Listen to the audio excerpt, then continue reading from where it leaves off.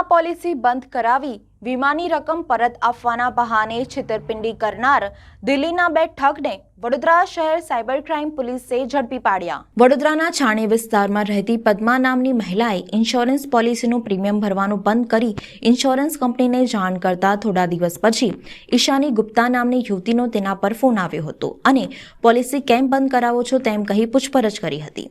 મહિલાએ તેના પતિ ગુજરી ગયા હોવાથી 50,000નું પ્રીમિયમ ભરી શકે તેમ નથી તેમ કહી પોલિસી બંધ કરવા માટે સૂચના આપી હતી, જેથી ઈશાનીએ તેમના બોસ અમલ રાઠોડનો સંપર્ક કરવા માટે કહ્યું હતું।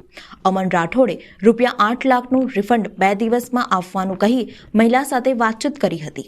ત્યારબાદ મહિલાને processing fee, document charge, GST તેમજ એજન્ટની બાદબાકી થતાં તેને કંપની તરફથી ચૂકવવાની રકમ ઉપર લાગતી જીએસટીની રકમ ચૂકવવાના નામે મહિલા પાસે કુલ 2 લાખ પડાવી લીધા હતા।